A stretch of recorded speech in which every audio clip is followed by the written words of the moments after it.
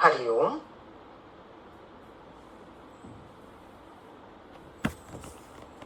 आज सत्संग के आरंभ में भाव है, सभी बोलेंगे साथ में, सर्वे भवन्तु सुखिनः। ओम।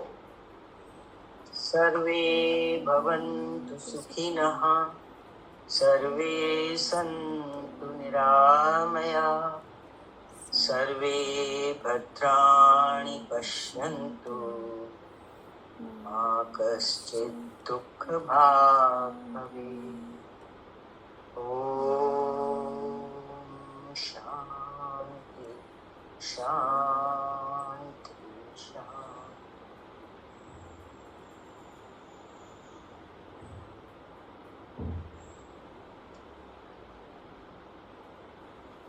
ओम। सतगुरु प्रसाद आकाश अमृत वाणी। इन्हीं का प्रश्न है, भगवान भजन की लाइन में आता है, पुकारो मेरा नाम ले ले पुकारो, पुकारो मेरा नाम ले ले पुकारो, इसको खोलिए। भगवान पुकारो तो मैं तुम्हारे पास हूं, पुकारेगा तब तो हृदय में आएगा ना। जे पुकारे ही ना, ऐसे ही डल होके रहे तो हृदय में कैसे आएगा।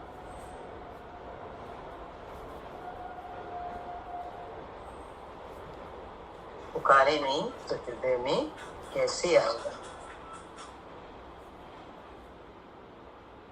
प्रेमी, भगवान आपसे अपनी पहचान मिलने के बाद अनुभव कैसे करें। भगवान अनुभव करने वाला अनुभव करता है, कैसे करें की बात नहीं। जो अंदर बैठा है वही तो स्वयं अनुभव करेगा।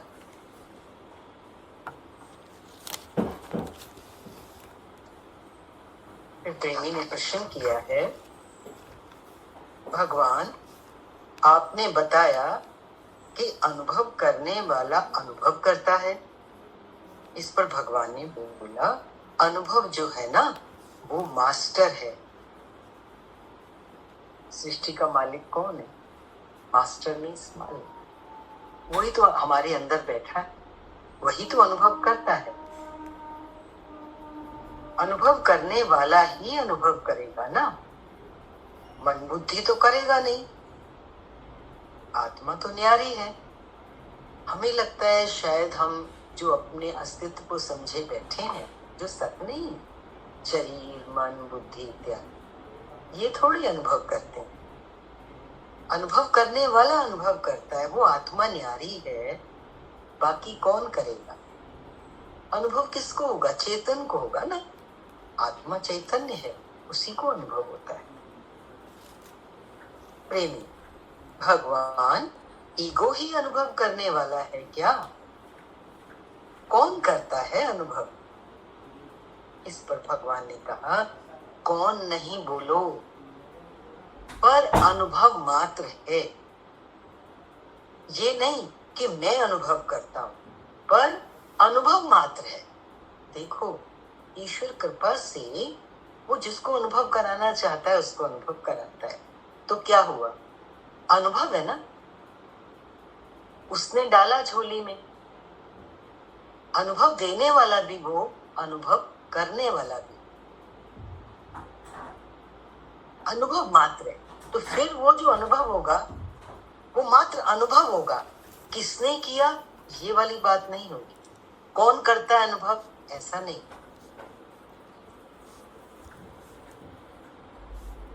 प्रेमी, भगवान फिर जो कहते हैं कि अनुभव करने वाला भी ना बचे, प्रश्न तो गहरा है प्रेमी का। इस पर भगवान ने क्या बोला? बचे ना बचे तेरा की, तू उसमें ना जा, पर जो बचे तो भले बचे। है? प्रेमी की तो शंका ये हुई कि भगवान, फिर आप जो कहते हैं कि अनुभव करने वाला भी ना बचे, अनुभव करने वाला भी ना बचे, तो अनुभव और अनुभव करने वाला, ये दो चीजें तो अलग है नहीं, ये एक ही है। इसलिए भगवान ने कहा तू ज्यादा शक शंका में, गहराई में, प्रश्न उत्तर में मत जा, क्योंकि बात क्या है, ये घटना है। ईश्वर कृपा से वो जैसे ही किसी को लहर भेजता है अनुभव की, वैसा अनुभव उसको हो जाता है। उस आत्मा को, अंश आत्मा रूपी, जो अंश रूपी आत्मा हमारे अंदर है, अंश रूप से है ना, व्यापक तत्व परमात्मा का निराकार है, कण कण और क्षण क्षण। इसलिए भगवान ऊपर उठा रहे हैं इस बात से कि बचे ना बचे तेरा मना क्या। हमें जो गुरु का ज्ञान मिला है, हम सीधे सीधे उसमें चलते रहे, बहुत ज्यादा बाएं दाएं देखेंगे या ज्यादा गहराई से प्रश्न उत्तर करेंगे भी, हमारी अगर वो स्थिति नहीं है तो ज्यादा परेशानी आ जाती है दिमाग में, हम उन चीजों में ज्यादा चले जाते हैं। और जरूरत किस चीज की है? गुरु के ज्ञान को हम अपने जीवन में उतारें। जैसे जैसे आचरण में आता जाता है जीवन, हमारा शुद्धिकरण होता जाता है, तो फिर अपने आप पता चलता है उस अनुभव का। वो अनुभव क्या है? वो शुद्ध बुद्ध आत्मा ही तो है, वो मैं ही तो हूं, पर मलिनता के कारण ये दो चीजें अलग लगती है। इसीलिए भगवान ने कहा कि अनुभव करने वाला अनुभव करता है तो उसमें मत जा। तो हम किस में जाएं? हमें गुरु जो आदेश करते हैं, हमें गुरु जो मार्ग दिखाते हैं, हम उसको पकड़े।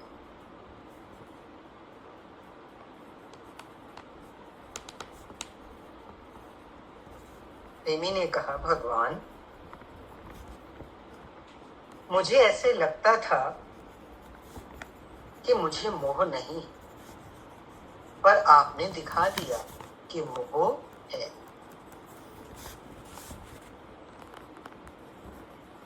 हमें लगता है सत्संग में आने के बाद या मुझे मोह नहीं, ऊपर ऊपर से ले लेते हैं ना, जैसे अपने मन को हटाने की कोशिश भी करते हैं, इसमें कोई झूठ भी नहीं है, लेकिन इतनी जल्दी हमें ऐसे ना लगे कि हम मोह से निकल चुके हैं। इस पर भगवान ने क्या कहा देखें, ऐसा कोई मनुष्य नहीं है जिसको मोह नहीं। क्योंकि देखो, जिनसे हम रहते हैं, भगवान यही कह रहे हैं, जिनसे रहते हैं, घर की जो प्रकृति होती है 4-6 जन की, उनकी मिट्टी ऊपर चढ़ती है, चढ़ेगी ना। आज घर में कोई शादी है, खुशी है, तो उसका रंग चढ़ता है। हम भी तो उन गतिविधियों में जाते हैं, और कैसे एक क्षणिक रूप में हम उस चीज को, सत्य को भूल जाते हैं, उसी माहौल का, उस उत्सव का रूप हो जाते हैं। ठीक ऐसे ही जीवन में कभी ऐसे उत्सव है, कभी दुख की घड़ियां भी आ जाती हैं घर परिवार में, तो वो मिट्टी चढ़ेगी कि नहीं चढ़ेगी? दुख सामने वाले को है, लेकिन वो मुझे भी तो लग रहा है, मैं भी तो महसूस कर रहा हूँ। आपके बच्चे को बुखार हो जाए, आपको चैन नहीं आता, खाना अच्छा नहीं लगता, बार बार बच्चे को देखते हो, उसकी क्या जरूरत है? ये अटैचमेंट ही तो है ना। तो इतनी जल्दी हम ऐसा ना सोचें कि मोह नहीं। ऐसा कोई मनुष्य नहीं है जिसको मोह नहीं है, जिनके साथ रहते हैं उनकी मिट्टी ऊपर चढ़ती है। प्रेमी फिर कह रहा है भगवान, कल वाणी में मोह की वाणी चली एक दिन पहले, सुनकर लगा कि कोई कहना नहीं मानता है तो भी मोह करते हैं। एक बार एक योगी ने भी कहा था, हमारा मन जाता है उस बात में, ये मेरी बात माने। भगवान ने क्या कहा देखें, कितनों को मोह होता है, पर ये बोलेंगे कि मेरे को मोह नहीं। जल्दी हम ऐसा ना सोच लें कि हम उठ गए हैं इस चीज से। बच्चों को भी बोलेंगे, किसी बड़े को बोलेंगे, इसको स्वेटर पहना दो, उसको ये पहनाओ, तो गुरु कह रहे हैं हम तो बोलते हैं कि तू बात भी क्यों करती है। यहाँ पे गुरु क्या कहना चाह रहे, कभी कभी प्रकृति की ऐसी चीजों में हम चले जाते हैं जिसमें हमारी जाने की जरूरत नहीं होती। हम तो कहते हैं कि तू बात ही क्यों करती है। इसलिए भगवान कह रहे हैं हम ऐसा कोई मनुष्य नहीं है जिसको मोह नहीं है। बच्चों को भी बचाएंगे कि तू ऐसे कर ऐसे कर। भगवान बहुत गहराई से हमको हमारा मोह पकड़ा है। इसका मतलब ये है ना कि हमारी यात्रा जो है ना वो सूक्ष्म है और धीमी गति से चलती है। जितनी धीमी गति से चलती है उतनी गहरी होती है, दृढ़ होती है।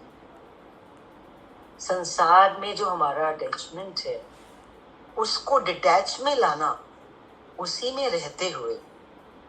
डिटैच का मतलब ये थोड़ी है कि हमारी संवेदनाएं या हमारी सेवाएं या हमारा प्रेम कम हो जाता है, लेकिन वो चेंज कैसे और क्या होता है ये समय बताता है। और ये मनुष्य का अपना अंतःकरण बता देता है कि अब मैं कहाँ हूं।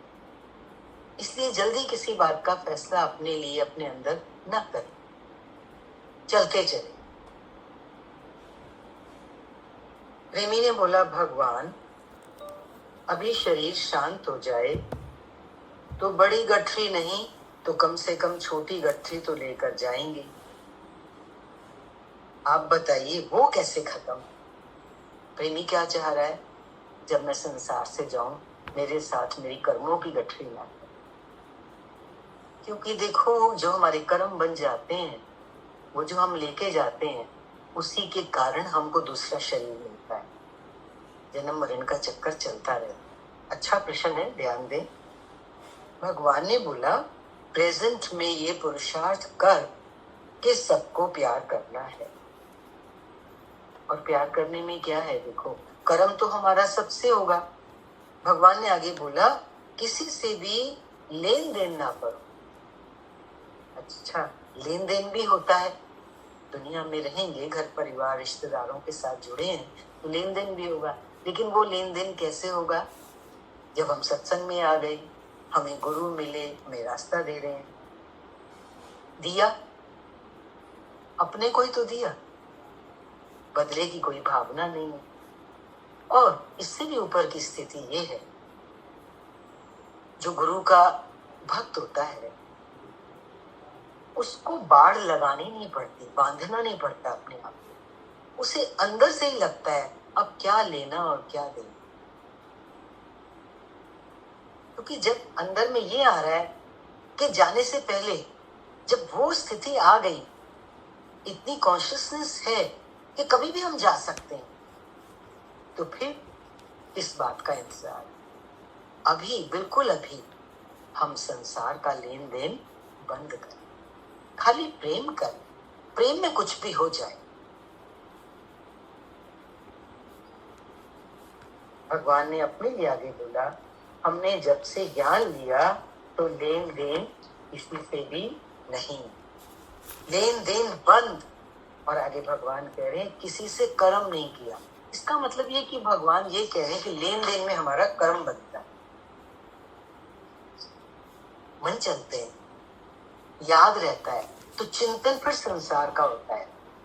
किसी से लेन देन नहीं है, खाली। संत कैसे होते हैं, साधु संत, उनका किसी से लेन देन नहीं है, तो उनका चिंतन परमात्मा का चलता है। ये भगवान हमारे को चिंतन हमारा परिष्कृत हो, उसके लिए ये वचन दे रहे हैं कि अगर हम उस सत के चिंतन में रहना चाहते हैं तो हमारे को संसार का चिंतन बंद करने के लिए संसार से लेन देन स्टॉप करना पड़ेगा। साहस तो करना पड़ेगा ना, ऐसे थोड़ी हो जाएगा। कोई सोचे संसार भी अच्छे से चलता रहे, सब मेरे से राजी भी रहे। अब देखो हम थोड़ा सा हटेंगे किसी से तो कोई हमसे थोड़ा खिन्नता भी फील कर सकता है। पता नहीं फोन नहीं करती है, पता नहीं आती नहीं है, मिलती नहीं है, बात नहीं करती। उनको लग रहा है ना ये उनकी खिन्नता है, लेकिन मेरी सत्यता किस बात में है कि मैं सत्य मार्ग पे चल रहा हूं। मैं अपने को धोता चला जा रहा हूं, हटाता चला जा रहा हूं। आखिर कब तक बैठे रहेंगे इन चीजों? हमेशा ये याद रहे कि न जाने हम कब चले जाएं। आज हमारी क्या तैयारी है? क्या हमने अपने आप को खाली किया है? क्योंकि ज्ञान क्या है? खाली करने का ही तो ज्ञान है। खाली होते जाएं हम। प्रेमी का प्रश्न है, भगवान ज्ञान के बाद हमको वैराग लेना नहीं पड़ता है पर हो जाता है। खाली होना ही वैराग है ना। सच्चा वैराग कई बार आया है, ऐसा नहीं है हमें कुछ बनना है। सच्चा वैराग है खाली होना। भगवान ने बोला सच्ची तो बात है, वैराग लेना नहीं पड़ता। क्यों? प्रकृति हमको ठोकर देती है तो वैराग आ जाता है। बहुत बड़े बड़े संतों के जीवन में ऐसा हुआ, धक्का लगा जबरदस्त, तो एकदम पीठ हो गई संसार से। अब एक सामान्य व्यक्ति के जीवन में भी एक नहीं कई घटनाएं ऐसी घटती हैं, बहुत सी बातें ऐसी आती हैं जब धक्का लगता है, लेकिन हम उसको रफा दफा कर देते हैं। अरे कोई बात नहीं, उससे ऐसे हो गया, उसको जस्टिफाई कर देते हैं और फिर हम उसी के साथ बैठे रहते हैं, उन्हीं बातों में बैठे रहते हैं। जो साधक है, जो गुरु का शिष्य है, शिष्य में जो सीखता है तो किससे सीखेगा? गुरु ने कहा ना, मुझसे चारा ना भर और संसार से 12 ना भर मिलेगा। तो वो जो मिलना है वो कौन सा है? संसार से जो हमें धोखे मिलते हैं, संसार से जो हमें धक्का मिलता है, हम उस पे ध्यान। और फिर ध्यान कैसे देंगे? किसी ने हमें धक्का दिया तो हम उसमें दोष नहीं निकालेंगे। जल्दी से तो होता क्या है, हम उसमें दोष निकालें, ये तो कर्म बन गया। अगर दोष ना निकाल के हम ये देखें कि परमात्मा ने उससे ऐसा करवाया ताकि मेरी आंखें खुले कि संसार तो ऐसा ही है। जब संसार ऐसा ही है तो मैं अपना रास्ता लूं। रास्ते तो 2 ही हैं, या तो संसार की तरफ या संसार के मालिक की तरफ। अब जब संसार धक्का मारता है तो किधर जाएंगे? वहीं वहीं नहीं ढूंढते रहें। विभीषण जी को पीठ में लात लगी, रावण ने लात मारी, सबसे बड़ा एग्जाम्पल है। सीधा राम की शरण में पहुंचा। ऐसे यदि हम इस बात का निश्चय कर लें कि जितने भी धक्के संसार से या धोखे मिल रहे हैं उसमें ईश्वर की करुणा है, वो मुझे अपनी शरण में लेना चाहता है। विभीषण ने बुरा नहीं माना, उसने कहा आप पिता समान। रावण को उसने गाली नहीं दी, मन में उस द्वेष नहीं लाया। ये चीज हमारे सीखने की है। जब हम ये चाहते हैं कि गुरु का ज्ञान पूरा काम करे मेरे, तो देखो अल्टीमेट स्थिति तो किस बात की है? वैराग्य की है ना। वैराग्य शब्द आए तो अब हमें पूरा निश्चय है, विश्वास है कि आप उसको सही वे में समझते। तो वैराग्य यही है ना, संसार को समझना। संसार तो ऐसा ही है, सदा से ऐसा रहा है, सदा ही ऐसा रहेगा। प्रकृति ठोकर देती है तो वैराग आ जाता है। आप ही हम वैराग लें तो नहीं आएगा। अब खुद से ले, बन के ले वैराग। ज्ञान मिल गया, गुरु मिल गया, अब संसार में क्या करना है, तो वैराग नहीं आएगा, वो झूठा वैराग होगा। अगर हम बन के वैराग लेंगे तो प्रकृति कहीं ना कहीं ठोकर देगी, फिर हम वापस आएंगे संसार में, क्योंकि वो कच्चा वैराग। इसलिए गुरु ने हमेशा क्या कहा, चलते चलो, चलते चलो, काम अपने आप पूरा हो। तिमी ने बोला, भगवान, पीछे एक क्वेश्चन आया था, लेन देन बंद करो। भगवान ने अपना भी बोला, हमने तो लेन देन किसी से नहीं किया। भगवान, आपने बोला लेन देन बंद करें, तो इसका मतलब क्या है? भगवान ने बोला, लेन देन मेरे को नहीं अच्छा लगता है। जब से ज्ञान सुना तो सब घर वाले भूल गए। घर वालों से, रिश्तेदारों से ही होता है ना लेन देन। अब देखो, गुरु तो कहाँ पदवी पर बैठा है कि जब से ज्ञान सुना, गुरु मिला, तो घर वाले ही भूल गए। जब घर वाले ही भूल गए तो लेन देन किससे होगा? बात तो हमारे लिए है ना। हमें कैसा गुरु मिला है, वो हमें कैसा बनाना चाहता है, आप सम्मानना। हम तैयार हैं गुरु के जैसा बनने के लिए। जब से ज्ञान सुना तो सब घर वाले भूल गए। कोई चीज होती है तो हम बोल देते हैं, इसको दे, उसको दे। सब बंद हो गया कि लेन देन नहीं करना है। कुछ हमारे पास होता है तो हमें लगता है ये उसको दे दो, ये उसको दे दो। भगवान ने बोला, नहीं, अब सब बंद हो गया, अब मुझे कुछ करना ही नहीं है। अगर ये हाथ कहीं कुछ देते भी हैं तो भगवान कह रहे हैं, जैसे भगवान विष्णु सबका पालन करते हैं, ऐसे कुछ हो जाता है तो हो जाता है, अंदर एक लकीर भी नहीं।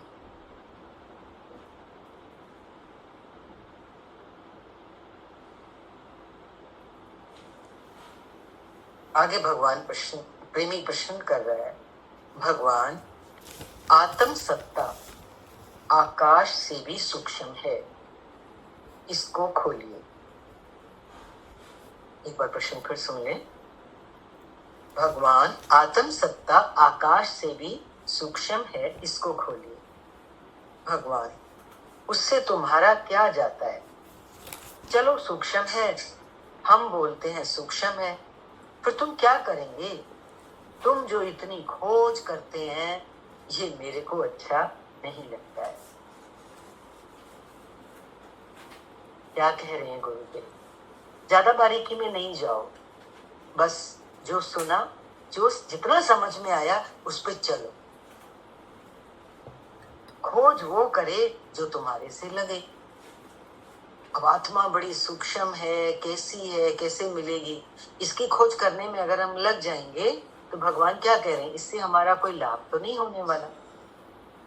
खोज वो करे जो तुम्हारे से लगे, ऐसी खोज करो जो हमें फायदा पहुंचाए। आत्मा की खोज करने से क्या होने वाला है? जब तक हमारे अंदर संसार पड़ा है, तो पहला काम क्या करें? अपनी सफाई का, अंतःकरण की शुद्धि का, सारे विकारों से ऊपर उठने। गीता में जो दैवी संपदा, असली संपदा आती है, कभी खोल के देखो 16वें अध्याय में कितने पॉइंट्स मिल जाएंगे। एक एक को देखो, असली संपत्ति क्या है, फिर अपने से टैली करो, फिर उस पर वर्क करना है। अब मेरी ये भी बात नहीं, ये भी अगर कोई बात आती है तो उस पर ध्यान दे। जैसे जैसे आसरी संपत्ति समाप्त होती है तो अपने आप जगह खाली हो जाती है, दैवी संपत्ति अपने आप प्रवाहित होनी शुरू हो जाती है अंदर। और नहीं तो उसके लिए भी परिश्रम करना है कि मेरे अंदर दैवी गुण उत्पन्न हो, गुरु के लायक बनूं मैं, उस आत्मा की पहचान के लायक बनूं। देखो, आत्मा की पहचान कब होगी? जब हम शुद्ध होंगे। आत्मा शुद्ध है। यही भगवान ने बोला, वो बात करो जो तुम्हारे से लगे। सरल रास्ता देते हैं गुरुदेव। भगवान नहीं चाहते कि हम थोड़ा भी भटके। वाणी को नहीं दे रहे हैं। हरि ओम। शांति शांति शांति।